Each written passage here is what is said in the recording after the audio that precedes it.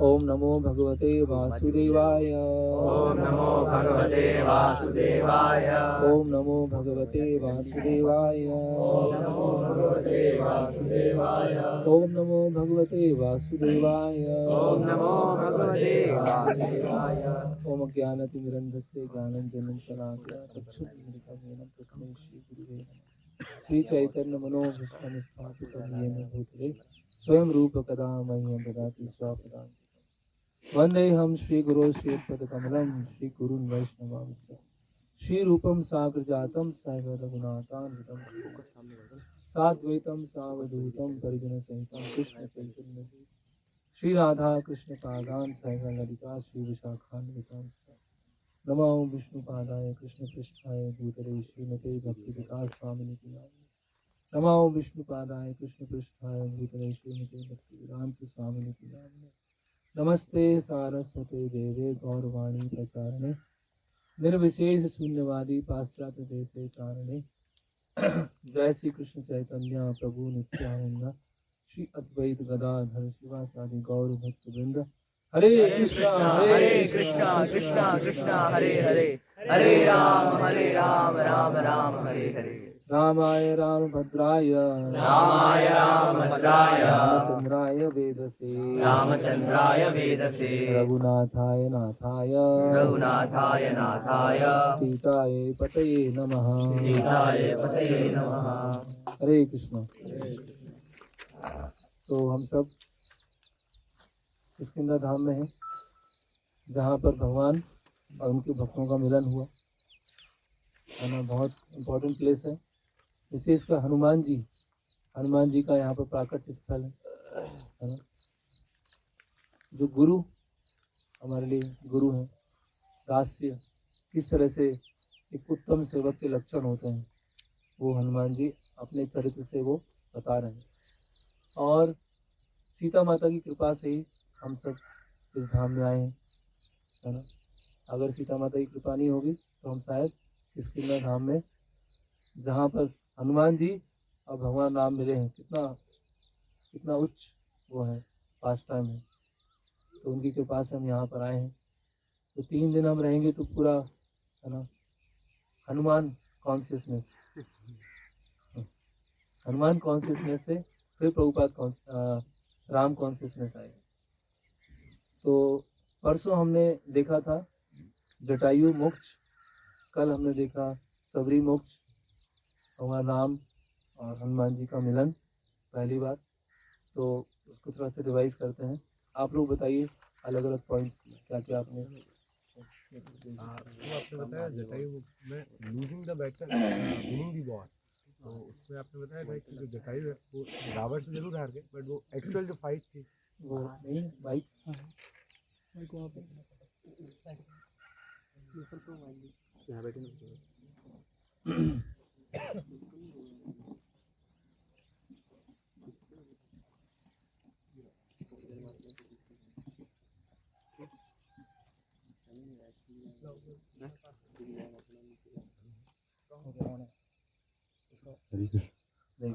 तो losing the battle winning the war Jatayu ji के बारे में आपको बताया था। तो उसमें हम समझ बताया कि उन्होंने पूरा प्रयास किया भगवान की सेवा की, अन्यथा वो हो नहीं पाई। बट वो प्रयास बहुत ज़्यादा इम्पोर्टेंट है। अगर हम 100% डेडिकेशन से किसी भी सेवा को करने का प्रयास करें और वो ना भी हो तो भगवान देखते हैं। और विशाल एक आदत डालें कि लेफ्ट राइट हैंड से दें और राइट हैंड से लें। कल हमने देखा था कि जो जटायु हैं उनको मोक्ष मिला क्योंकि उन्होंने भगवान के लिए सेवा की थी, उन्होंने अपने प्राण भगवान के लिए दिए थे। और शबरी को मोक्ष मिला क्योंकि उन्होंने अपने गुरु के लिए अपना सारा जीवन दिया था उनकी सेवा में, उनकी आज्ञा का पालन करते हुए।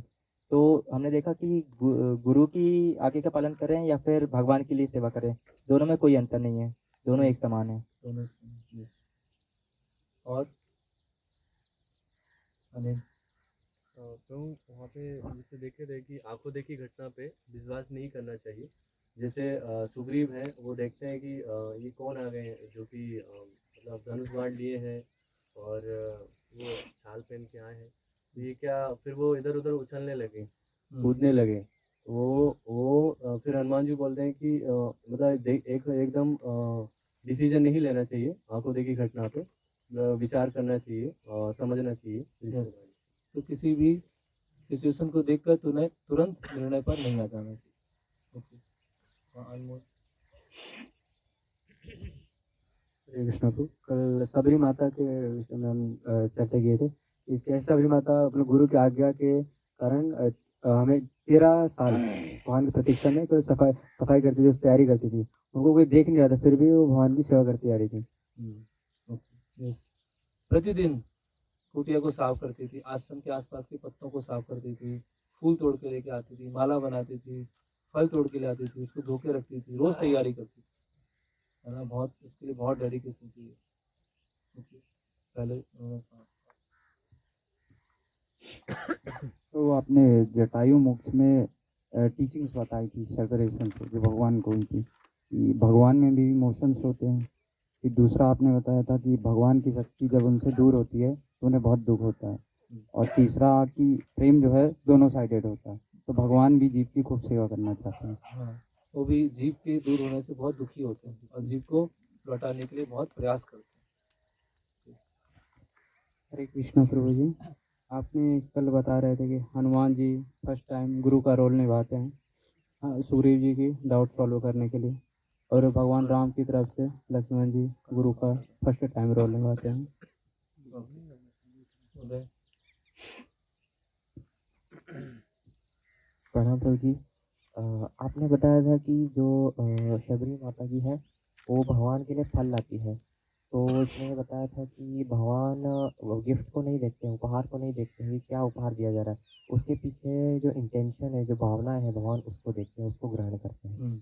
तो देखने में बहुत ही इनसिग्निफिकेंट उपहार है, वैसे विदुर जी का देखा, ऐसे बहुत सारी शास्त्रों में घटनाएं हैं, है ना। सुदामा जी चावल लेके आते हैं, ऐसी बहुत सारी घटनाएं, लेकिन भगवान उसके पीछे उनका जो भाव है वो ग्रहण करते हैं। और वहाँ पारस। हरे कृष्ण प्रणाम प्रभु। कल आपने बताया था कि किस तरीके से हनुमान जी जब पहली बार भगवान से मिलते हैं तो किस तरीके से गुणगान करते हैं भगवान का, कि उनकी तलवार सांप जैसी है, उनकी चाल शेर जैसी है, और साथ साथ में आपने ये भी बताया कि भगवान कोमल भी हैं और साथ साथ में कठोर भी हैं, साथ मतलब वीर भी हैं कोमल और भी है, हाँ, कोमल भी है और स्ट्रॉन्ग स्ट्रॉन्ग भी भी हैं। है। देवेश। तो जी, आपने बताया था रावण से हमें शिक्षा मिलती है कि जैसे हमारे जीवन में कोई भी स्थिति बन सकती है, कभी भी कोई समस्या आ सकती है। जैसे राम जी को राज्य मिलने वाला था, फिर वनवास मिल गया था। हाँ, और 13 साल से अच्छे से रह रहे थे, लेकिन अचानक से सीता माता का अपहरण हो गया, तो लाइफ कभी भी स्मूथ नहीं चलेगी। और कृष्ण प्रभु, कल आपने बताया था कि जो हनुमान जी बहुत बेस्ट है, बानरों में सबसे सर्वश्रेष्ठ है, लेकिन फिर भी वो हम्बल सर्वेंट की तरह से राजा को सर्व करते हैं। जो वहाँ के राजा हैं, लोकल राजा सुग्रीव को, उनको वो सर्व करते हैं। हरे कृष्ण प्रभु।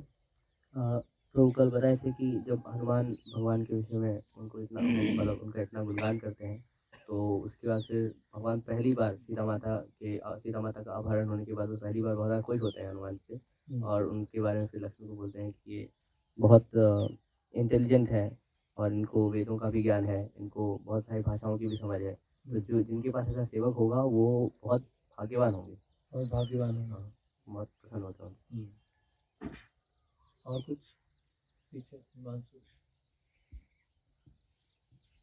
हरे कृष्ण प्रभु, ये बताया था कि जो पंपा सरोवर है वो भगवान राम आए थे तो और सुंदर हो गया था, तो कोई भी वस्तु जब भगवान के कॉन्टेक्ट में आती है तो उसकी सुंदरता और बढ़ जाती है। और एक और ये आता है कि हनुमान जी बोलते हैं कि ऋषिमुख पर्वत भी बहुत सुंदर हो गया है आपकी उपस्थिति से, तो भगवान सुंदर के भी सुंदर हैं।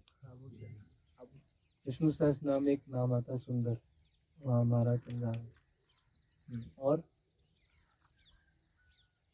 एक चीज और है, बस एक वो सुनना है, उसके बाद आगे बढ़ेंगे। किसी को याद है? हनुमान जी का मूड बताया था कि जब वो भगवान से मिलते हैं, पहचान लेते हैं, और फिर भगवान को अपने बारे में, मतलब भगवान से इतना ज़्यादा इच्छा सेवा पाने के लिए इतने ज़्यादा इच्छुक होते हैं, इतना ज़्यादा, तो बताया बताते हैं कि आप मेरे को कुछ कैसे भी इस्तेमाल कर सकते हैं, आप मेरे को किसी भी तरीके से इस्तेमाल कर सकते आप हैं। मुझे आदेश दीजिए, अभी इतना विलम्ब क्यों कर रहे हैं आप, जल्दी से आदेश दीजिए। तो Yes. लक्ष्मण जी उनको संतुष्ट दिलाते हैं कि आपके लिए बहुत सेवाएं हैं अभी आगे।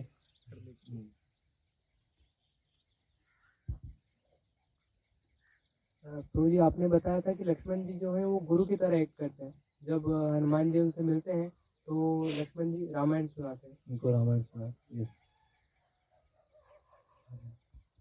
हरे कृष्णा प्रभु, जैसे कि आपने बताया था कि जो ये चलता है, जो जटायु जी, तो उन्होंने पूरा सेवा नहीं कर पाए थे, मतलब कि उसको एक कारण बताया था कि कार्य आपने को कि पूरा नहीं कर पाए। विंड मुहूर्त आता है जिसमें कोई भी व्यक्ति कुछ सुराख ले जाता है, हाँ। तो याद देता उसके पास नहीं रहती। यस। तो इस तरह से जटायु उन्होंने हेल्प किया कि वो टाइम को आगे बढ़ाकर क्या विंद मुहूर्त आ गया। तो विंद मुहूर्त से क्या हो गया कि जिस समय कोई वस्तु का अपहरण होता है वो वस्तु तुरंत वापस लौट आती है। अभी बस आगे बढ़ते हैं। अच्छा है, आप सबको याद है। ठीक। तो कल हमने देखा कि किस तरह से पहली भेंट होती है हनुमान जी भगवान राम का, सुंदरता का, वीरता का, और वनवास के दुख को देखकर वो भी दुखी होते हैं, है ना, और वो सेवा की इच्छा रखते हैं। तो लक्ष्मण जी जाते हैं और लक्ष्मण जी उनको परिचय देते हैं, आप कौन हैं और किस उद्देश्य से ऋषिमुख पर्वत पर आए हैं। ये दो प्रश्न पूछे। तो आप कौन हैं, इसके उत्तर में लक्ष्मण जी ने पूरी रामायण सुनाई, और किस उद्देश्य से आए हैं वो उन्होंने बताया। तो हनुमान जी अपना मूल रूप में आ जाते हैं, वानर के रूप में आ जाते हैं, और अपना साइज बहुत बड़ा कर लेते हैं। बहुत बड़ा करने के बाद उनको राम और लक्ष्मण को कंधे में बैठाते हैं, और कंधे में बैठाकर जय श्री राम, जय श्री राम। फिर वो जाते हैं ऋषिमुख पर्वत के ऊपर। अब क्या होता है, जो राम और लक्ष्मण है उनको उतार कर ऋषिमुख पर्वत पर उतार कर अब हनुमान जी फिर से सन्यासी के वेश में आ जाते हैं सुग्रीव के पास बताने के लिए। और जब वो सुग्रीव के पास में जाते हैं वो बोलते हैं कि यहाँ बताया गया है कि मैंने उनसे परिचय पूछा है, और अयोध्या के राजा दशरथ उनके पुत्र हैं, और इस कारण से यहाँ पर आए हैं, और वो आपसे आपके साथ मित्रता का संबंध बढ़ाना चाहते हैं, आपसे मित्रता करना चाहते हैं। तो सुग्रीव बोलते हैं कि ये तो बहुत अच्छा समाचार है कि वो मित्र जो एक मित्र होते हैं उनके सुख दुख, एक मित्र के सुख दुख दूसरे मित्र के सुख दुख के तरह ही होते हैं। तो हनुमान जी सुग्रीव को यहाँ लेके आते हैं जहाँ पर राम लक्ष्मण खड़े हुए हैं, और जब एक दूसरे को वो देखते हैं तो फिर निर्धारित होता है कि वो आपस में मित्र की तरह व्यवहार करेंगे। और हनुमान जी क्या करते हैं, वहाँ पर एक अग्नि जलाते हैं, है ना। तो अग्नि की उपस्थिति में, जैसे विवाह होता है ना उसमें अग्नि जलाई जाती है, दीक्षा होती है तो उसमें अग्नि जलाई जाती है, ऐसे बहुत सारे अनुष्ठान होते हैं उसमें अग्नि जलाई जाती है। तो अग्नि क्या है, साक्षी है कि गुरु से मंत्र लिया है। विवाह के समय अग्नि साक्षी है कि अभी हम पूरे जीवन भर साथ में रहेंगे। उसी तरह से मित्रता हुई है तो उन्होंने अग्नि जलाया, अग्नि साक्षी है कि मित्रता हमेशा रहेगी। इस तरह से हनुमान जी वहाँ पर अग्नि प्रज्वलित करते हैं। और सुग्रीव बोलते हैं, तुम वयस्यो ही हृदय में ही एकम दुखम सुखम च नौ सुग्रीवो राघवम वाक्यम इति उवाच प्रहस्तता। कि आज से सुग्रीव और राम उनके सुख दुख एक ही होंगे। जो राम के सुख दुख है वो सुग्रीव के सुख दुख है। भगवान राम बोलते हैं जो सुग्रीव के सुख दुख है वो राम के सुख दुख है ना। इस तरह से तो सुग्रीव बताते हैं कि बाली के भय से वो किष्किंधा को छोड़कर यहाँ छिपकर रह रहे हैं ऋषिमुख पर्वत पर, और उनकी जो पत्नी है रूमा उनको भी बाली ने अपहरण करके पास में रख लिया है ना। तो राम बोलते हैं कि आप चिंता मत कीजिए, आपको अपनी जो पत्नी है रूमा वही वापस मिल जाएगी, और जो किसका राज्य है वो भी आपको वापस मिल जाएगा। और जैसे ही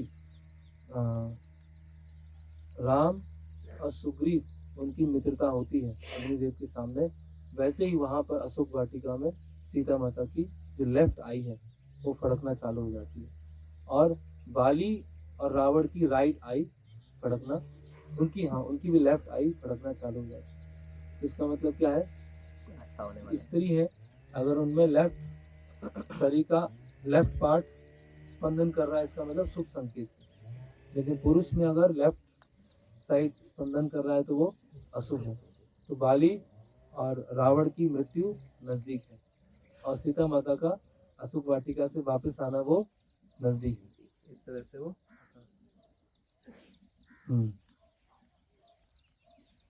तो सुग्रीव बोलते हैं कि जो हनुमान है वो सीता देवी के अपहरण को जानते हैं, है ना। और एक बार हम लोग ऋषिमुख पर्वत पे खड़े हुए थे तो एक राक्षस एक स्त्री को और हमें लगता है सीता देवी को आकाश मार्ग से ले जा रहा था दक्षिण की तरफ, है ना। और वो जोर जोर से बोल रही थी, हे राम हे लक्ष्मण, हे राम हे लक्ष्मण, हे राम हे लक्ष्मण, ऐसे वो पुकार रही थी। और हम लोग वहाँ पर ऋषिमुख पर्वत पर खड़े हुए थे। तो सीता देवी ने क्या किया, अपनी साड़ी का एक पार्ट फाड़ा और उसमें कुछ गहने हैं, वो गहने उसमें रखे और पोटली बनाई और ऋषिमुख पर्वत पर फेंक दिया, और वानरों के बीच में जाके वो गहने गिरते हैं, है ना। तो भगवान राम बोलते हैं कि आप वो लेके आइए, कैसे हैं वो, है ना। तो सुग्रीव हनुमान जी के सहायता से बोलते हैं कि आप उसको लेके आइए। तो हनुमान जी वो गहने लेके आते हैं, है ना। और भगवान राम उन गहनों को, पोटली को खोलते हैं, गहने को हाथ में रखते हैं, और गहने को हाथ में रखने के बाद वो, है ना, वो इमेजिन नहीं कर पाते हैं, वो सोच नहीं पाते हैं कि ये सीता माता के गहने मुझे मिल गए, और बहुत अधिक वो विलाप करना चालू करते हैं कि ये सीता के गहने। और उनकी आंखों से, कमल रूपी आंखों से तेज अश्रुधार होने लगती है ना। और वो गहने को बार बार अपने सिर में लगाते हैं, अपनी छाती में लगाते हैं, है ना। ऐसे इस तरह से ही वो गहने को अपने सिर से, अपने चेस्ट से लगा रहे हैं जैसे सीता देवी खुद हो, है ना। और जोर जोर से वो रो रहे हैं और जोर जोर से वो सांसें ले रहे हैं, है ना? तो लक्ष्मण जी से बोलते हैं कि आप बताइए कि सीता देवी के गहने हैं या नहीं है। तो लक्ष्मण जी बोलते हैं कि मैंने तो उनकी गहनों की मुझे पहचान नहीं है, क्योंकि मैंने चरणों से ऊपर कभी उनको देखा नहीं, चरणों से ऊपर कभी मैंने दर्शन किए नहीं है ना। लेकिन मैं रोज सुबह चरण वंदन करने आता था सीता देवी के, तो मुझे उनकी पायल और जो पैरों में पहनने वाले जो गहने हैं उसका मुझे पता है, तो ये उनका जो पायल है वो सीता देवी का है। इस तरह से लक्ष्मण जी बताते हैं। तो हम देखते हैं कि लक्ष्मण जी कितना, मतलब लक्ष्मण जी को पहले कितना मतलब भयानक आरोप लगा था, उसके बाद भी लक्ष्मण जी के हृदय में कोई भी ऐसा नहीं है। जब सीता देवी अग्नि परीक्षा दे के आती हैं तो भी वो लक्ष्मण जी ने वो जो इंसिडेंट है अपने मन से निकाल ही दिया, मतलब मन के अंदर ही नहीं गया, वो तो वैसे ही बाहर था, कभी उन्होंने उसके बारे में सोचा ही नहीं। और भगवान का सीता माता के गहनों के प्रति इतना आसक्ति होना और उसको देखकर अश्रु आना, ये बताता है कि भगवान की जो भगवान और उनकी शक्ति की जो पैराफर्नेलिया होते हैं वो भगवान से, उनकी शक्ति से अभिन्न होते हैं, है ना। भगवान अगर कुछ हम देखते हैं ना प्रभुपाद जी के क्वार्टर में, अभी हमने जुहू में भी देखा, वृंदावन में देखते हैं, तो प्रभुपाद के उपयोग की हुई धोती है ना, उनका कुर्ता है, उनका गमछा है, सेविंग किट है, वो उसमें उतनी ही आध्यात्मिक ऊर्जा है।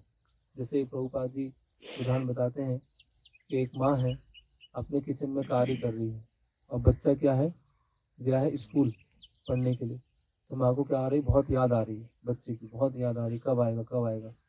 और जैसे ही माँ बच्चे का कुछ कपड़े देखती है, बच्चे के जूते देखती है, तो तुरंत उसकी याद और बढ़ जाती है, क्योंकि वो कपड़े हैं, जो जूते हैं, वो क्या है, बच्चे की याद दिला रहे हैं। उसी तरह से जो डीटी वर्शिप है, डीटी वर्शिप में भगवान के जो गहने हैं, भगवान का जैसे राधा रानी का है ना मांग टीका है, उनके नथ है ना, उनके कान की बाली है, उनका लॉकेट है, चोकर है, पायल है, बहुत सारे गहने होते हैं। तो वो सब उनसे अभिन्न है, वो एक ही है। हम कई धाम में जाते हैं, जैसे मायापुर के पास में एक अंबिका कालना है, वहाँ पर चैतन्य महाप्रभु के द्वारा चला हुआ चप्पू है, वो नाव चलाते हैं चप्पू, तो वो वहाँ पर रखा हुआ है चप्पू। और चैतन्य महाप्रभु ने जो वहाँ पे भगवद गीता लिखी थी, वो पेजेस भी रखे हुए हैं। तो लोग वो चैतन्य महाप्रभु की तरह ही पूजा करते हैं। तो इस तरह से भगवान राम को सीता माता के गहने देखकर स्मरण आना, ये कोई मतलब एक तरह से सामान्य है, ऐसा होना ही चाहिए, है ना। उसी तरह से भगवान और भक्तों की जो पैराफर्नेलिया है, उसको उतने ही सम्मान से रखना है, उतना ही ध्यान से रखना है ना। जैसे भगवान की घंटी है, श्री संप्रदाय में तो आता है कि जो भगवान विष्णु की पूजा होती है, जो घंटी है, उसके अवतार एक आचार्य आते हैं, उनका नाम वेदांत देशिका। तो उनको, और वो राजा कुलशेखर क्या है, कौस्तुभमणि है। तो भगवान जो कौस्तुभमणि धारण करते हैं, उसके अवतार है राजा कुलशेखर। जो घंटी बजाई जाती, उसके अवतार है वेदांत देशिका। सोचिए, तो इसीलिए भगवान की जो पैराफर्नेलिया है, जो श्रील प्रभुपाद महान आचार्यों की पैराफर्नेलिया है, वो as good as lord, as good as pure devotee, उसमें कोई अंतर नहीं है। तो जब भगवान इस तरह से सीता माता की गहनों, आपको आंखों में समस्या तो नहीं हो रही सूर्य से चलेगा। तो जब भगवान राम की ऐसी स्थिति होती है, तो सुग्रीव उनको बोलते हैं कि आप चिंता मत कीजिए, आप इतना दुखी मत होइए, मैं प्रयास करूंगा सारे वानरों को यहाँ पर किष्किंधा में इकट्ठा करूंगा और सीता माता की खोज के लिए तुरंत यहाँ से भेजूंगा, आप चिंता मत कीजिए। तो इस तरह से जो सुग्रीव है, भगवान राम को सांत्वना प्रदान करते हैं। अब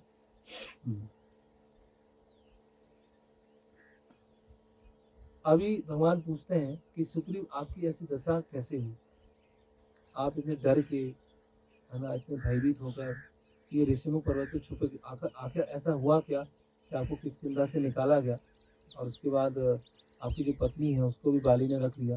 तो सुग्रीव अभी सुनाना चालू करते हैं, सुग्रीव अभी बताना चालू करते हैं।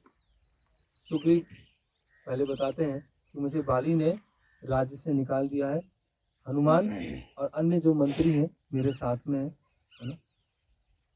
और भगवान राम देखते हैं कि हनुमान जी जिनके मित्र हैं, वो व्यक्ति अधार्मिक नहीं हो सकता, है ना। भगवान चाहते तो बाली से ही मदद ले सकते थे, बाली अधिक स्ट्रांग है, बाली सुग्रीव से अधिक स्ट्रांग है। बाली ने क्या किया था, रावण का क्या हाल किया था, आँख में दबा के संध्या वंदन करते थे, अलग अलग उत्तर में, दक्षिण में, पश्चिम में, ऐसे इस तरह से संध्या वंदन होता था बाली का। तो बाली की मदद क्यों नहीं लिया, कि भगवान अधार्मिक व्यक्ति को यूज नहीं करते, अपने धार्मिक को यूज करते हैं। और धार्मिक की क्या पहचान है,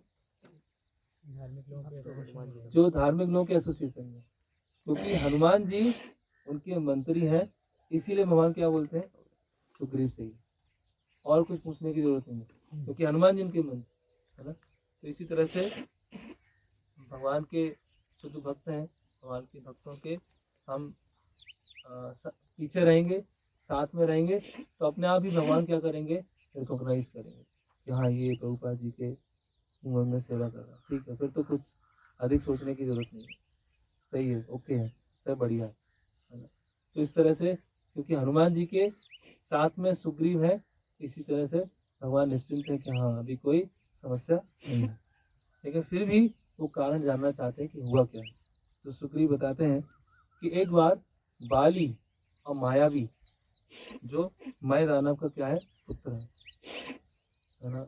तो मय दानव का पुत्र मायावी और बाली में एक स्त्री के कारण झगड़ा हो गया। स्त्रियाँ बहुत झगड़ा कराती हैं है ना, आपस में बहुत लड़ाई होती है ना। जैसे किसी का जब विवाह हो जाता है तो लड़के का माता पिता के साथ अच्छा संबंध होता है, लेकिन विवाह के बाद क्या हो जाता है थोड़ा सा है ना, क्योंकि स्त्री स्त्री में आपस में क्या होता है बहुत समस्या होती है। एक बार दो असुर थे, उन्होंने तपस्या किया और तपस्या करने के बाद ब्रह्मा जी से वरदान मांगा कि हम किसी से ना मरें, अगर हम दोनों आपस में झगड़ा करेंगे तो ही मरे, नहीं तो किसी से हमारी मृत्यु ना हो। तो ब्रह्मा जी ने बोला ठीक है तथास्तु, ऐसे ही होगा। तो दोनों भाई थे, कभी आपस में लड़े नहीं थे, किसी कारण लड़ाई नहीं हुई थी।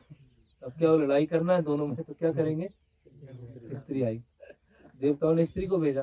तो एक भाई बोला मैं बड़ा हूँ है ना, मेरा विवाह पहले होना चाहिए है ना। छोटा भाई बोला नहीं, बड़े भाई को दयालु होना चाहिए।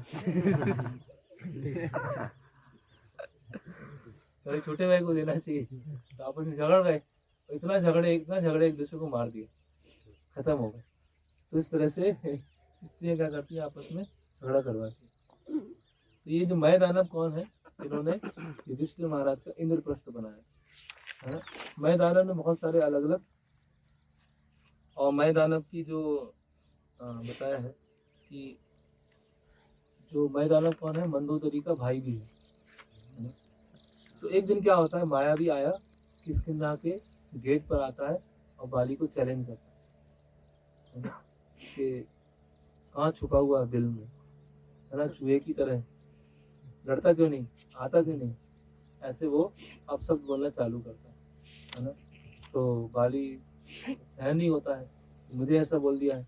और बाली क्या है, किष्किंधा से निकलता है और फिर आपस में मायावी और बाली के बीच में युद्ध होता है। और युद्ध कहाँ हो रहा है, वो एक गुफा के अंदर जाते हैं और गुफा के पूरा अंदर चले जाते हैं और जोर जोर से आवाज़ें आ रही, जोर जोर से एकदम।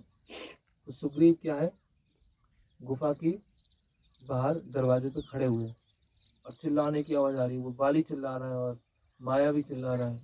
और कुछ समय के बाद क्या हुआ, बाली की आवाज़ बंद हो गई और मायावी की चीखने की आवाज़ आ रही थी।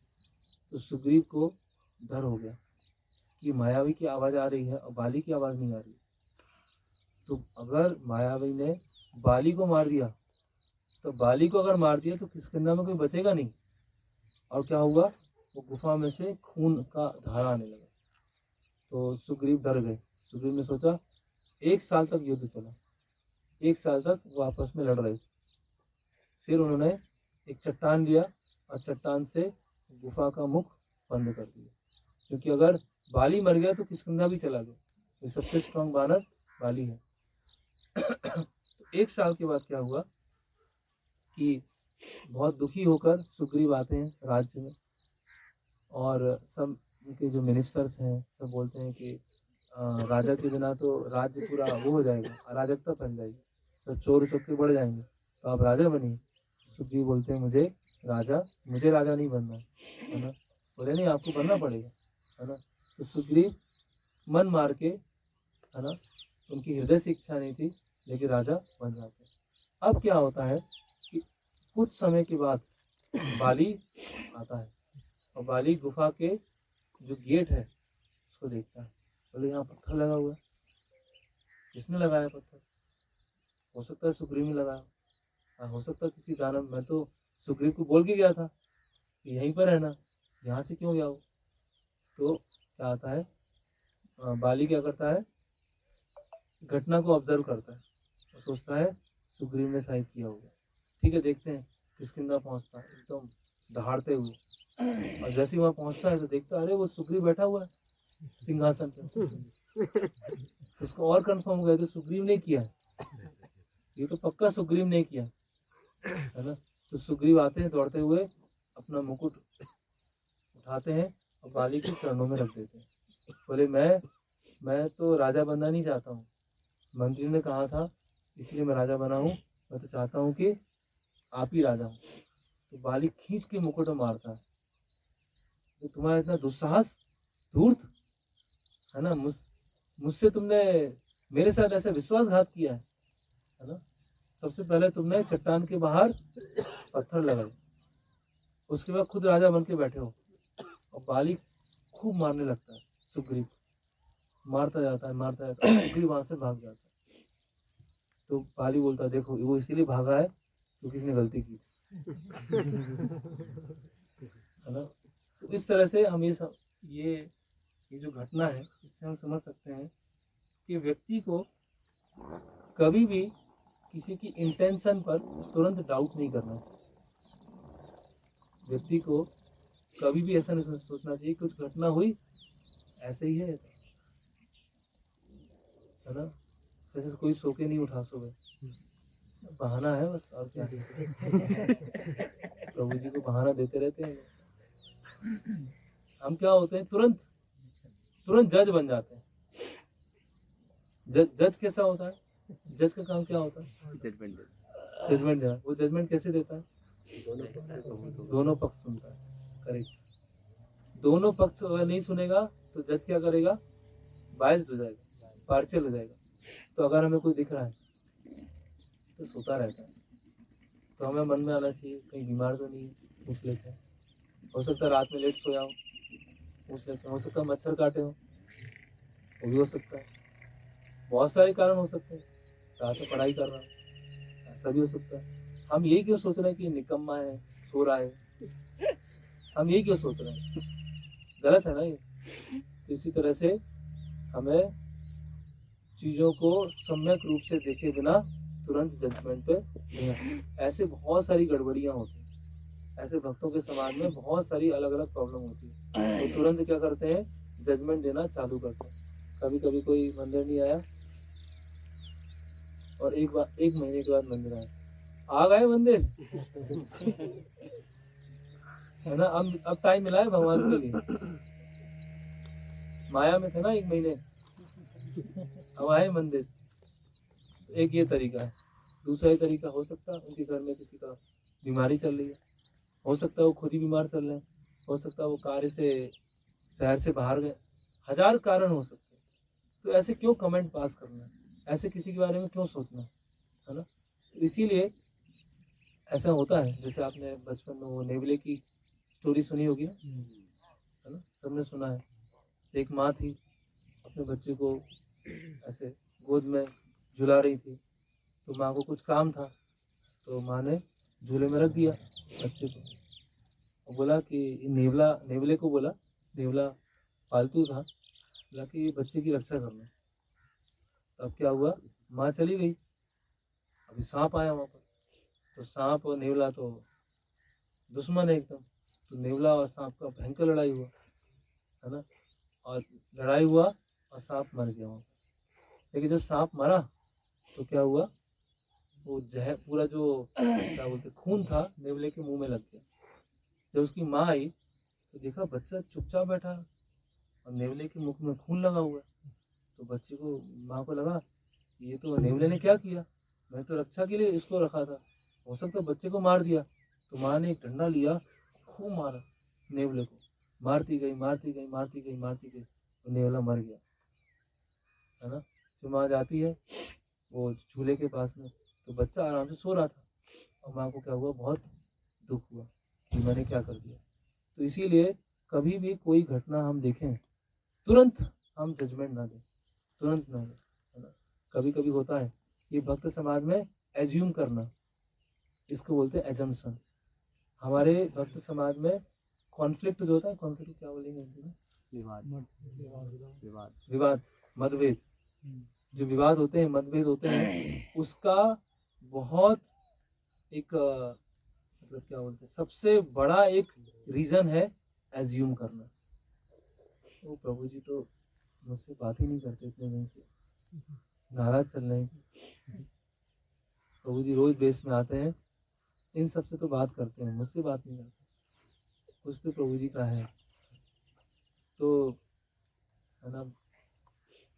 अब भाई सोच क्यों रहे हो, पूछ लो ना प्रभु जी से, क्यों एज्यूम कर रहे हो, है ना। तो ये एजम्स, तो बाली ने क्या किया, एज्यूम किया कि ये गुफा पे पत्थर किसने लगाया, इतना बड़ा बोल्डर किसने लगाया। फिर जब राजा के रूप में देखा सुग्रीव को, फिर एज्यूम किया, देखो इंटेंशन क्या, इसकी ये इंटेंशन, ये क्या राजा बनना चाहता है, मुझे मार के राजा बन। भाई सुग्रीव के मन में कुछ है ही नहीं ऐसा, और जब उसकी पिटाई किया सुग्रीव की, तो सुग्रीव भाग गया, तो और कंफर्म हो गया उसका और उसका डाउट कंफर्म हो गया, भाई ये राजा ही बनना चाहता है। तो इस तरह से संबंध, भक्तों के बीच में संबंध क्या आते, सुग्रीव और बाली क्या थे, एकदम मैंने क्या बोलते हैं, बहुत ही घनिष्ठ थे, एक दूसरे के लिए मृत्यु देने के लिए तैयार थे, इतने घनिष्ठ वो भाई थे। लेकिन क्यों हो गया, क्योंकि बाली ने एज्यूम किया। तो इसीलिए पहला शिक्षा क्या है, किसी भी घटना को देखकर तुरंत निर्णय पर नहीं आना चाहिए। दूसरा है, किसी की इंटेंशन पे डाउट करने के लिए 100 बार सोचना चाहिए, है ना। अगर किसी की इंटेंशन सही है या गलत है, पहले हमें 100 बार उसको पहले चेक कर लेना चाहिए, है ना।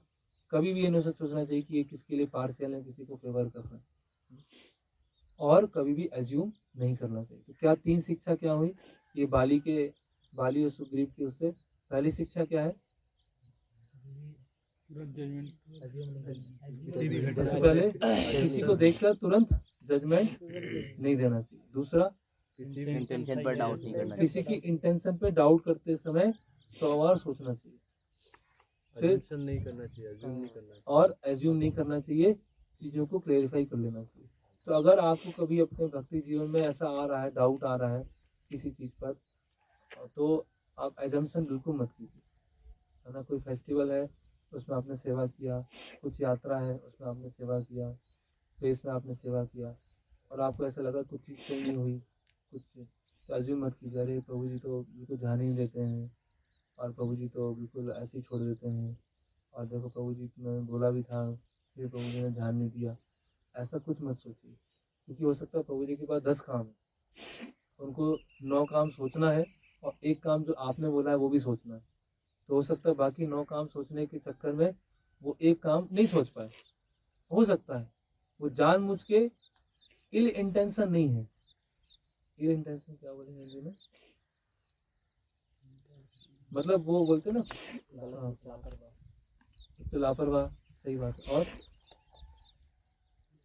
मतलब गलत भावना नहीं है ना, उनकी गलत भावना नहीं है। ये बहुत महत्वपूर्ण होता है। बाली और सुग्रीव के बीच में ये सब हो गया, केवल सुग्रीव के ये गलत, तो ये हमारे अंदर अनर्थ होते हैं, बहुत सारे हमारे अंदर अनर्थ होते हैं।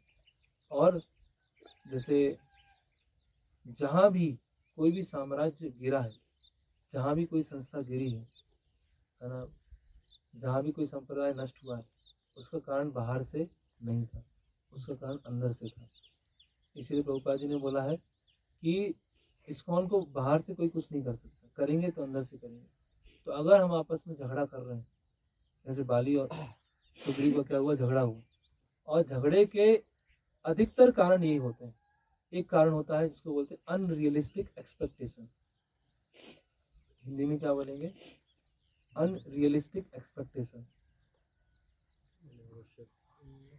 एक्सपेक्टेशन मतलब अनावश्यक आशा, अपेक्षा, अनरियलिस्टिक मतलब जो वास्तविक नहीं है, वास्तविक धरातल पर, नहीं।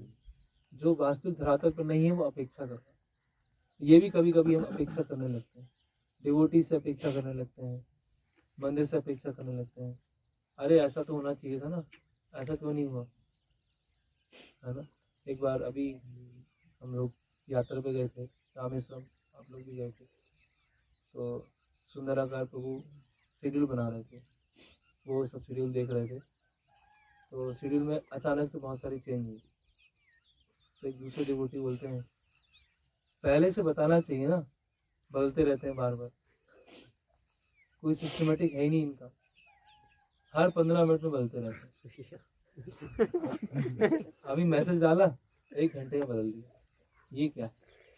अभी वो ये नहीं समझ रहे हैं कि वो प्रसाद लेट हो गया है इसलिए बदल दिया है, कोई छूट गया इसलिए बदल दिया होगा, है ना, या वो मंदिर बंद होगा उस टाइम पे पहुँचेंगे, इसलिए बदल दिया। तो सुंदर साहब बोलते हैं कि प्रभु जी अब कल का शेड्यूल आप बनाइएगा, कल का शेड्यूल आप बनाइएगा, कल की मैसेज ये आप ही डालिएगा मैसेज। तो वो चुप हो गए, फिर आगे नहीं बोले। तो कहने का मतलब क्या है, भक्तों के समाज में हम इमेच्योरली डील करते हैं, मैच्योर तरीके से डील नहीं करते, क्योंकि जो भक्त सेवा कर रहे हैं तो वो भी तो अपना पूरा देना चाह रहे हैं ना, लेकिन परिस्थिति उनके हाथ में नहीं है। अभी आपने शेड्यूल बनाया है कि 2 बजे प्रसाद होगा, अब प्रसाद आया ही नहीं, 3 बजे आया। ये मैनेजमेंट तो बेकार है। क्या बेकार का मैनेजमेंट, ये ध्यान ही नहीं देते कुछ। क्या यात्रा ऑर्गेनाइज, मैं होता तो ऐसा ऑर्गेनाइज करता, ऐसा ऑर्गेनाइज करता। 2 बजे प्रसाद टाइम है, 3 बजे प्रसाद आ रहा है, फिर बोलेंगे लेक्चर भी है अभी, रेस्ट टाइम तो चला गया। तो ऐसे हम अंदर अंदर बात करते रहते हैं। ये बहुत ही मतलब ये आदत छोड़ दें हम, बिल्कुल ही छोड़ दें इस आदत को। अंदर अंदर कुछ भी एज्यूम करके, किसी की इंटेंशन पे डाउट करके जज बनना और इधर उधर का बोलते रहना, इससे कुछ नहीं होगा। इससे क्या होंगे, अपराधी होंगे, इससे अपराध बुद्धि होगी। ऐसे बहुत सारे इंसिडेंट होते हैं, है ना। कोई भक्त है, जैसे कई बार सुनने को मिलता है, कोई भक्त है फार्म में रहते थे, अन्य ग्राम में थे, कहीं पर थे, वापस आ गए, शहर वापस आ गए। देख लिया ना क्या हुआ, पहले ही बोल रहा था मैं, देख लिया, सब समझ में आ गया, जाओ जाओ तुम भी आओगे, वापस आओगे, तुम भी वापस आओगे। भाई उनकी क्या समस्या थी, उनके जीवन में हुआ क्या, उन्होंने वहाँ क्या किया, कुछ आपको पता है नहीं, और जबरदस्ती आप कमेंट कर रहे हो, बिना मतलब में कमेंट कर रहे हो। क्या देखो वो वापस आ गए, आप भी वापस आ जाओगे। तो ये बहुत एकदम इग्नोरेंट, जो व्यक्ति अज्ञानता में होता है ना, तमोगुण में होता है, वो ऐसी बात करता है। तो वो बाली बिल्कुल सेम वही कर रहा है। वो एक बार ये नहीं बोल रहा है सुग्रीव से कि आप बताओ हुआ क्यों, क्यों पत्थर है, क्यों राजा बने, वो सुनने को तैयार ही नहीं है। वो सुग्रीव बोल रहा है कि मैं राजा बनना नहीं चाहता था, मंत्रियों ने कहा इसलिए मैं राजा बना हूँ, लेकिन बाली सुनने को तैयार ही नहीं। तो इसीलिए ये बहुत इंपॉर्टेंट है, इसकी वजह से भक्तों में बहुत समस्या आती है, कई मीटिंग्स करनी पड़ती है। ओके, फिर सुग्रीव बोलते हैं राम से क्या बाली को, और बाली ने क्या किया, मेरी जो पत्नी है और रूमा को भी रख लिया, और बता रहे हैं मुझे मुक्के मारे, घूसे मारे, लात मारी, है ना। और मैं ऋषिमुख पर्वत का मुझे आश्रय लेना पड़ा, क्योंकि और जब सुग्रीव भागे और बाली पीछे थे, सुग्रीव आगे, तो पूरे पूरे उसमें मतलब कितना अधिक शत्रुता हो गई बाली के मन में कि हर जगह भगाया। जैसे कोई शत्रु है, किसी के पीछे पड़े, इसने किया ना डंडा लेके पीछे, अब भागते भागते भागते भाग रहा है, ठीक है अब आएगा तो बताऊंगा। ये बाली ने ये भी नहीं किया, वो सुग्रीव भाग रहा है साउथ की तरफ, पूरा समुद्र की तरफ, वही वहां तक भाग रहा है। तो पूर्व में वहाँ पर्वत, नदी, पहाड़, वो द्वीप, वहाँ बाली उधर ही भाग रहा है ना। वो उत्तर में जा रहा है तो बाली उधर ही भाग रहा है। मतलब कितना अधिक, कितना अहंकार है व्यक्ति में, तो छोड़ ही नहीं रहा है। लेकिन ऋषिमुख पर्वत पर क्योंकि वो आ नहीं सकता है बाली, इसलिए वहां छोड़ना पड़ा, है ना। और तो भगवान राम बोलते हैं कि आप चिंता मत कीजिए, बाली का मरना अभी तय फिक्स हो गया। तो यहाँ पर एक प्रश्न उठाया जा रहा है कि भगवान राम ने बाली का पॉइंट ऑफ व्यू नहीं समझा। ये तो सुग्रीव की बात, जैसे कोई कंप्लेन लेके आए, है ना, वाले जी कोई कंप्लेन लेके आए, प्रभु जी उसने ऐसा कर दिया मेरे साथ, उसने ये कर दिया, उसने ऐसा बोल दिया। तो जनरली क्या होता है, बोलते ठीक है आपको बताते हैं क्या है, उसकी बात सुनेंगे भी, उसकी बात सुनेंगे, उसने क्या किया। हो सकता है बड़ा चढ़ा के बोल रहा हूँ, हो सकता है मैनिपुलेट करके बोल रहा हूँ, तो सामान्यतः दूसरे का पक्ष भी सुना जाता है। लेकिन भगवान राम ने दूसरे का पक्ष, बाली का पक्ष क्यों नहीं सुना? यस, क्योंकि हनुमान जी सुग्रीव के साथ, हनुमान जी केवल उसी के साथ में होंगे जो धार्मिक व्यक्ति है।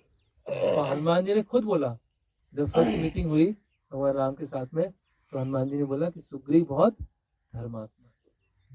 हनुमान जी ने बोल दिया, बस खत्म, केस केस डिसमिस हो गया, और दूसरे से कुछ पूछना ही नहीं। तो कितना इम्पोर्टेंट है श्रील प्रभुपाद भक्त ने अगर, हाँ बस ये भक्त बढ़िया है, चाहे उस भक्त में कितनी भी कमी हो, प्रभुपाद ने बोल दिया खत्म हो गया। भगवान अभी तो जैसे वो मिस्टर सेट्टी के बारे में आता है, तो प्रभुपाद बोलते हैं कि आप मंदिर का निर्माण कीजिए, है ना, और आप भगवान के लिए मंदिर बनाने में सहायता करेंगे तो भगवान आपके लिए वहाँ घर बनाएंगे, है ना। तो सेट्टी बोलते हैं मैं तो इतना पापी व्यक्ति हूँ, मैं कैसे जाऊँगा, मैं प्रभुपाद नहीं जा सकता। प्रभुपाद बोलते हैं वो तुम्हारा मैटर नहीं है, वो तुम्हारा मैटर नहीं है, तुम्हारा मैटर है मंदिर बनाना, और मेरा मैटर है तुम्हें ले जाना। तुम उसके बारे में मत सोचो कि पापी है ये है, तुमको जो बताया गया वो बस करो और मैं तुम्हें ले जाऊंगा। तो इस तरह से बाली का पक्ष भगवान ने नहीं सुना, क्योंकि हनुमान जी बस क्लियर हो गया, खत्म। तो इसीलिए किन भक्तों के साथ में है बहुत इंपॉर्टेंट है ना, किनके साथ में हम सेवा कर रहे हैं, वो कौन होना चाहिए, भगवान की निष्ठावान होना चाहिए। जैसे हनुमान जी भगवान राम की निष्ठावान सेवा कर, तो ऐसे निष्ठावान सेवा के साथ में रहेंगे बस। ओके, और इसमें बता रहे हैं कि भगवान क्या है, पूर्ण पुरुषोत्तम भगवान है, इसलिए उनको जानने की जरूरत नहीं है। और दूसरा, भगवान राम ने फिजिकली देख लिया ऋषिमुख पर्वत पर कि सुग्रीव इतने भय से यहाँ पर रह रहे हैं अपने 4 मिनिस्टर के साथ में, और उनकी पत्नी भी उनके साथ में नहीं है। इससे भी चीज़ें क्लियर हो रही हैं। और सबसे बड़ा प्रूफ क्या है कि हनुमान जी उनके साथ में। और कबंध ने बोला था कि आप जाइएगा किष्किंधा और सुग्रीव से मैत्री कीजिएगा। कबंध ने ये नहीं बोला था बाली से मैत्री कीजिए, कबंध ने बोला था सुग्रीव से मैत्री कीजिए, है ना। और इम्पोर्टेंट यहाँ बता रहे वाल्मीकि मुनि कि सीता माता जब अपने गहने उन्होंने फेंके तो हो सकता किष्किंधा में बाली के पास ही फेंक सकती थी, उन्होंने क्यों सुग्रीव जहाँ पे खड़े हुए थे या हनुमान जी खड़े हुए थे वहाँ। तो सीता माता ने जिनको चुना है, भगवान उन पर कैसे डाउट कर सकते हैं, भगवान उनके जो वर्जन है बाली का उस पर कैसे डाउट कर सकते हैं, क्योंकि सीता माता ने अपने वस्त्र और आभूषण कहाँ फेंके, ऋषिमुख पर्वत पे फेंके, है ना। और यहाँ बताया कि बाली भी घूम ही रहे होंगे, वहाँ भी कर सकते थे, वहाँ भी फेंक सकते थे वो, लेकिन वहाँ पर नहीं फेंके। ओके, तो यहाँ पे बताया गया है कि बाली जो है, बाली से अगर धूप परेशान कर रहा है अभी टॉयलेट कर सकते हैं। क्या टाइम है, 8:15 हो गया।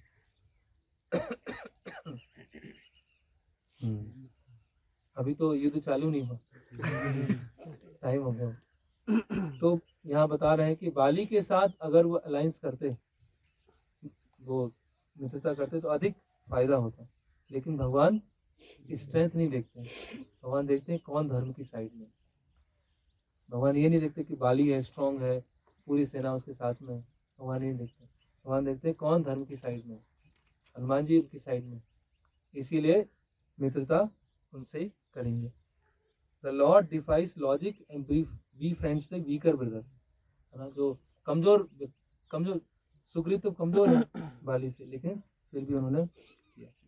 जैसे बता रहे हैं कि जिन्होंने सीता देवी की कृपा प्राप्त की है, जिनके साथ में हनुमान जी हैं, इसीलिए भगवान राम ने सुग्रीव के साथ में मित्रता किया। ओके, अब सुग्रीव को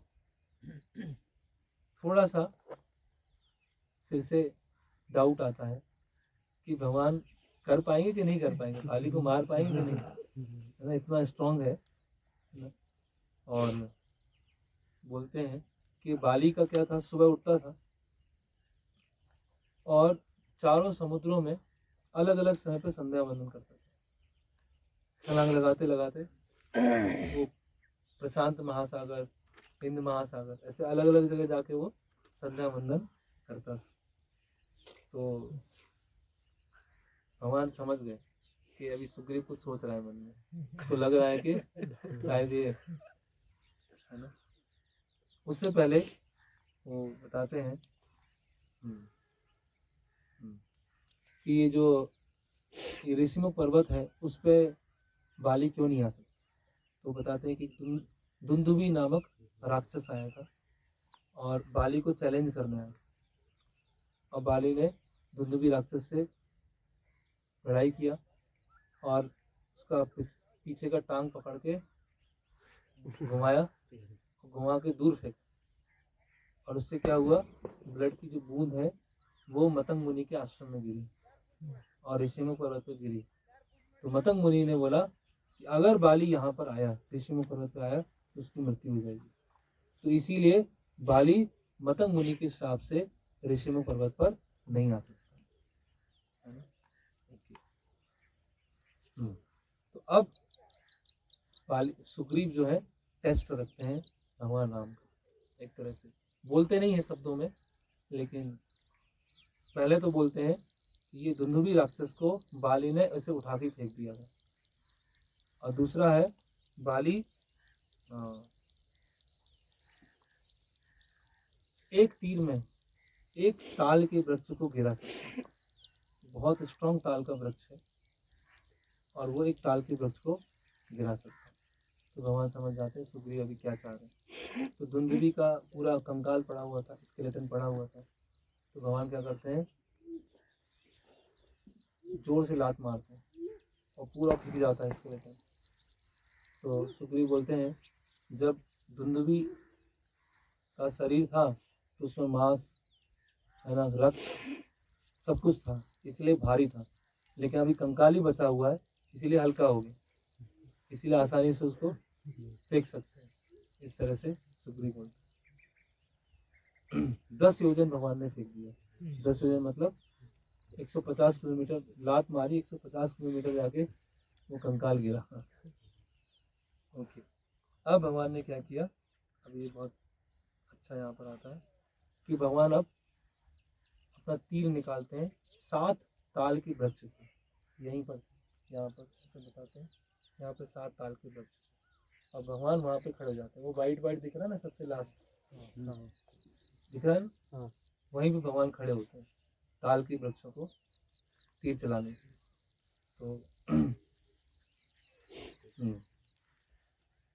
तो भगवान ताल के वृक्ष, बाली क्या एक्सपर्टीज था, एक बार में एक तीर से एक पेड़ गिरा सकता था, उसका ये दक्षता था, है ना। भगवान ने क्या किया, एक तीर निकाला और वो तीर को, बाण को चलाया, 7 ताल के वृक्ष एक साथ गिरे, और वो तीर कहाँ गया, तलातल, महातल, रसातल, पाताल, वहां तक गया, उच्च लोकों में गया और भगवान के तर्कस में वापस आ गया। तो वसुग्रीव समझ गए अब अधिक सोचने की जरूरत नहीं है। अस्मात् गच्छम किष्किन्धाम क्षिप्रम गच्छ त्वम अग्रता गत्वा च आवा सुग्रीव बाली राम दातम गंध। अभी आप जाओ और बाली को ललकार के आओ, अभी अधिक होगा, है ना। तो ऐसा आप लोगों ने चैतन्य चेतावनी पढ़ी नहीं होगी, तो ऐसा बताते हैं कि चैतन्य महाप्रभु यहाँ पर आए थे और ताल के वृक्ष के कुछ अवशेष बचे हुए थे, तो चैतन्य महाप्रभु ने ताल के वृक्षों को गले लगाए थे, और ताल के वृक्ष क्या भगवत धाम चले गए। वो चैतन्य चेतावनी में एक फोटो है, बहुत सुंदर फोटो है कि चैतन्य महाप्रभु ताल के वृक्षों को गले लगा रहे हैं। सर इंटरनेट पे बाद में ढूंढिएगा आप लोग, ग्रुप में शेयर कर दीजिए। बीबीटी लाइब्रेरी में देखा था क्या, जुहू में देखा था लाइब्रेरी में। अच्छा, हाँ तो वो है। तो ऐसा बताते हैं कि चैतन्य महाप्रभु यहाँ पर आए हैं। ओके, अब भगवान के बाण के बारे में वाल्मीकि मुनि बताते हैं कि भगवान की बाण में क्या, कितनी वो है, किस तरह का भगवान का बाण है। और क्यों बताते हैं, क्योंकि हनुमान जी अपनी तुलना हमेशा किससे करते हैं, बाण, भगवान नाम के बाण से करते हैं, है ना। तो भागवतम में बताया गया है, तो जो अलग अलग प्लैनेट्स हैं वो 1000 योजन पे हैं, जैसे तलातल, रसातल, पाताल। तो भगवान का जो बाण है वो नीचे गया 40,000 योजन नीचे गया और 40,000 योजन ऊपर आया, है ना। और इसमें ऊपर की लोग का नहीं बताएगा और भगवान के तर्कस में चला गया। मैंने 7 ताल के वृक्षों को भेदा, तोड़ दिया, नीचे गया, नीचे के लोग में वहां पे जो असुर लोग थे उनको मारा और 40,000 ऊपर आया और तर्कस में गया। ऐसा भगवान का बाण है।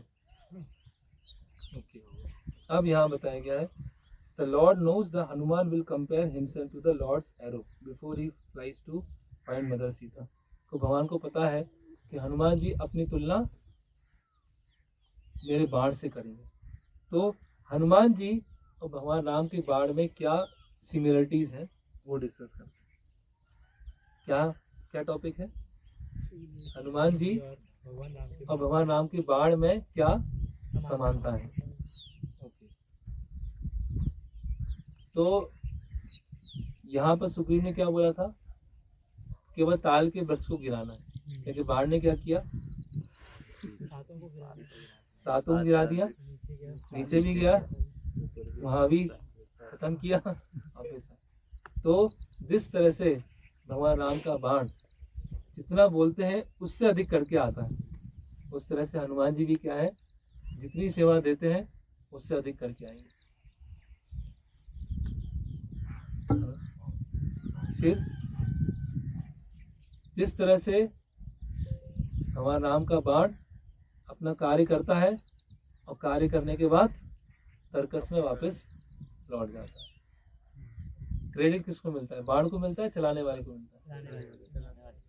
कोई बोलता है बाण कितना अच्छा था, क्या बोलता है? चलाने वाले ने कितना चलाया है। इसलिए तो हम डिस्कस कर रहे हैं भगवान राम ने क्या चलाया है। तो हनुमान जी जाते हैं, सेवा करते हैं, जितना बोला गया उससे अधिक सेवा करते हैं और वापस आ जाते हैं और फिर खड़े हो जाते। जैसे सब आपने किया, आपने चलाया मुझे, आपने यूज किया और यूज करके वापस आ गए, बस हो गया। दूसरा, फिर जिस तरह से भगवान जब बाण छोड़ते हैं तो पता नहीं चलता है कब बाण निकाला, कब धनुष पर रखा, कब चल गए, खट खट खट खट खट। उस तरह से हनुमान जी कार्य करने में क्या है, मनो जबम मारुति तुल्य वेगम, मन के वेग से चलने वाले हैं हनुमान जी, है ना। तुरंत चाहेंगे तुरंत कार्य होगा। तो पहला क्या हुआ, हनुमान जी बाण पहला एक मिनट और फिर बताएं। बोलिए आयुष। जितना सेवा दी है उससे ज्यादा करके, जितना सेवा दिया है उससे अधिक करके आएंगे।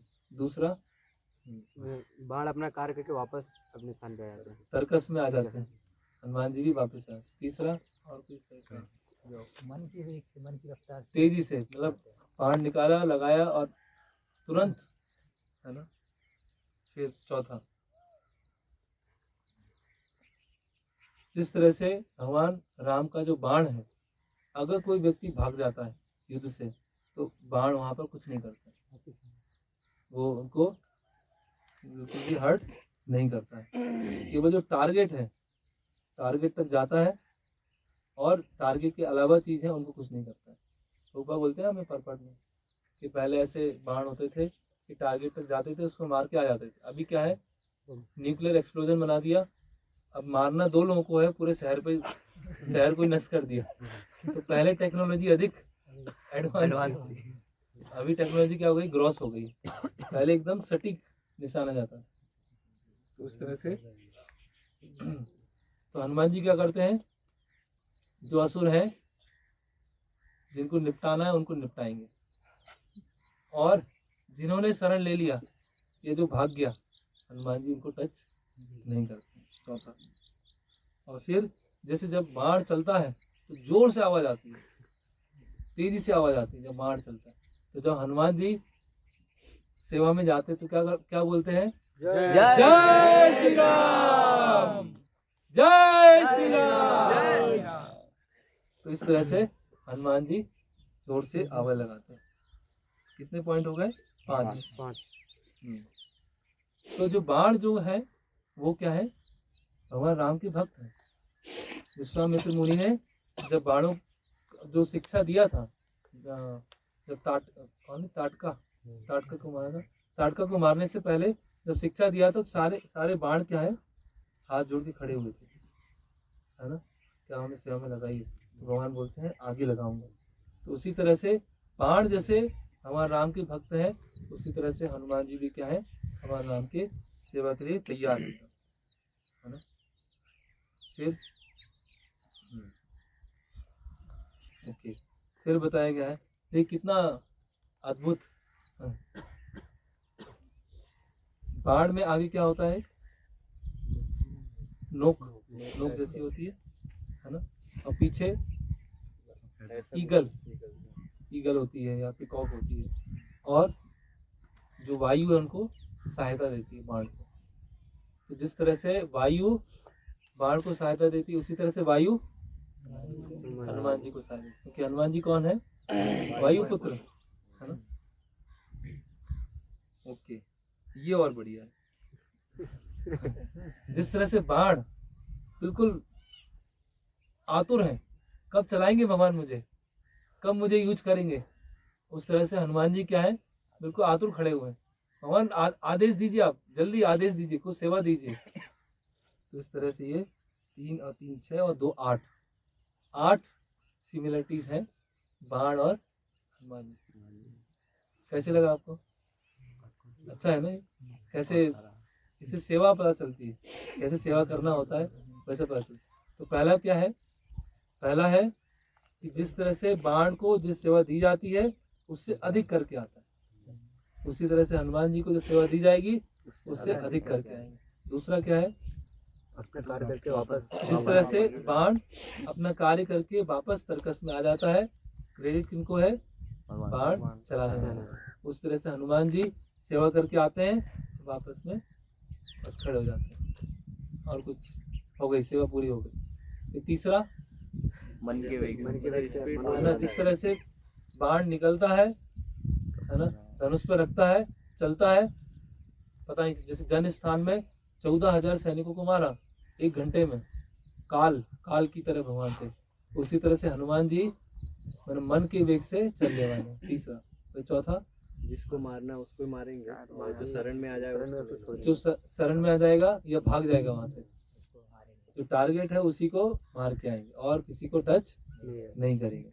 ओके, 4 हुए। 5वां, जैसे बाहर निकलती तो और कोई बता इस साइड से। जैसे बाहर निकलता है तो बहुत तेज आवाज आती है।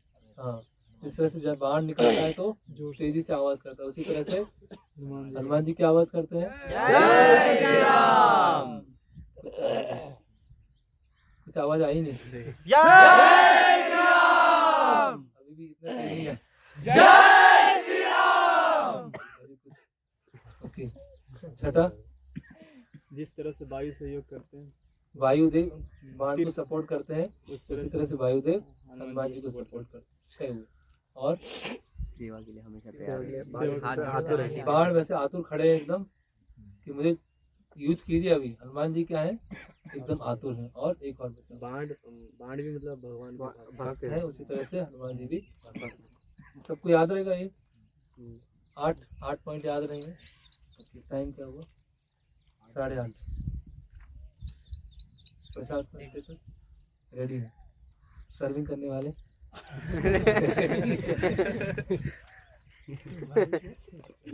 ओके, तो पहली बार फर्स्ट चैलेंज देते हैं कौन, सुग्रीव वाली को।